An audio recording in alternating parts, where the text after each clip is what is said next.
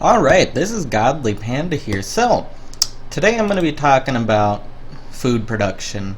And at this castle you can see I kind of made my food production shittier so I could show you how to make it better in yours. So for a lot of people that have as I notice if I go through people's castles, and even this alliance and other ones I've always seen, that someone will have their food, or they'll have wood and stone production buildings. Now, this is just kind of a waste of space because you want to really use as much of your open space as possible for your public order items, because that'll raise your food a crap ton, which I'm going to show you that right now. So I'll be right back when I filled my castle with public order at the moment. Alright, and we're back now. So once you filled it up with public order, you're going to want to make sure that you get the right size for all of your public order. Try and fill in every square possible. There's going to be some probably with like the little crappy places where you can't put anything, even the ornamental trees, but if you can, try and rearrange things to try and make it so you can fit in the most public order as possible, because this will only help you in many ways. And the buildings you want to think about actually keeping in your castle is important too, because like things you might want to get rid of are going to be like your defense workshop you want to get rid of. You're going to want to get rid of your like sawmill or your what is it called, the stone masonry, because to be honest those are all pretty useless. I mean, for the defense workshop you can just get ruby tools when they're like 65% off from what you loot. I mean, it won't be hard to do that at all. And then for your wood and stone production things, you don't need that at all, because like, I mean, just sending out these things, that takes like 10 minutes, and like that's already more than you're going to be producing in an hour. And like if you just send out like 10 of these, you'll get all the resources you need pretty much right away. So now that we put in all the public order though, we can look at the food production. It went all the way up to 43,000. Of course I do have pretty high decorative items in this castle. I got some 600s in here and everything, but it's always good to try and make sure you can get your public order as high as possible. Use your fusion forge whenever you can. Like right now I can use it on this one, because why the hell not? And just that already brought it up quite a bit right there. Of course, that always helps food. Another thing to remember is always try to keep a what do they call these, the hunting lodge or whatever, and just bring it all the way up, because you don't need wood or stone production. And since you won't have those buildings if you listen to me and burn them, it doesn't really matter, because your stone and wood production is going to be crap no matter what anyways. And the thing about that is, of course, you can always, if you do want stone or wood production for whatever the hell reason you're going to be gone for the weekend, you can always use heroes, and there's going to be ones with just great numbers somewhere here. I got one. Oh gosh, where is it? Oh, there it is. Of course, it's one of the last ones I check. And that brings it up by 800 for all three of these. Your food, your stone, and your wood.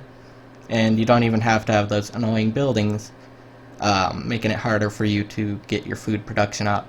And another thing, of course, is you're always going to want to remember to change your flag whenever possible. Like if it's a glory event, of course, you're going to want to use glory when you're making hits. But then once you get off, just switch it over to your food symbol, and that's going to bring it up by like another 1,000 or 2,000. Yeah, right there, almost 3,000.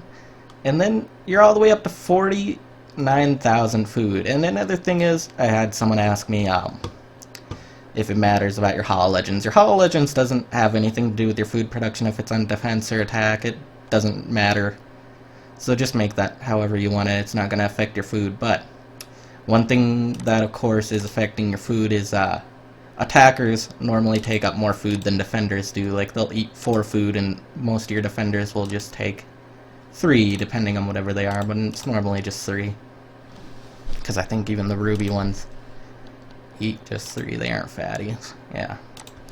And then so always make sure you have a bakery as well, because of course 40%, I mean, that's gonna tremendously increase the number of troops you can have here. Like I have 24,000. I'm not even losing food right now, but you just want to always make sure you're looting rubies, because you want to try and keep level 8 bakeries in every castle. I mean, it's just going to help you tremendously all the time. You just need to always have your bakeries.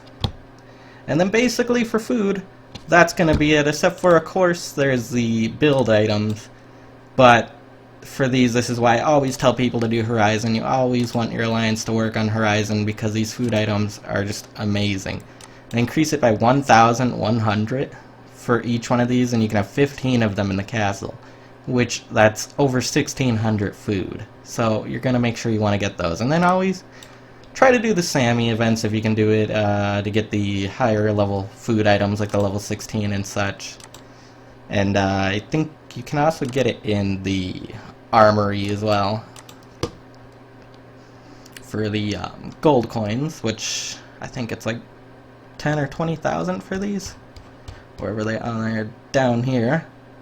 30,000. Okay, that's a lot more than I thought it was. 30 to 60,000.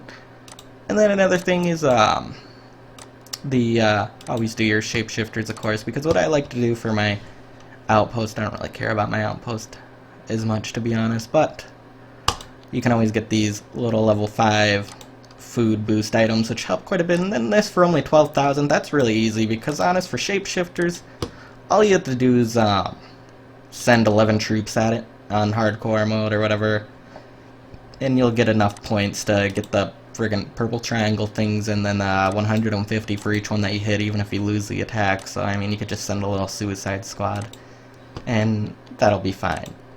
So that's basically all there is for food, though. So it's pretty easy to do. I mean, managing food's really easy in this game, I feel, but some people are having trouble with it a little bit. But it's pretty easy to fix if you just know what buildings you want to keep. Like you see right here, I'm building these relic buildings for wood and stone, but to be honest, I really don't need to. But the public order is already higher for 300 when you get these max level, and most of these are 260, so I mean, it's bringing it up by a little bit.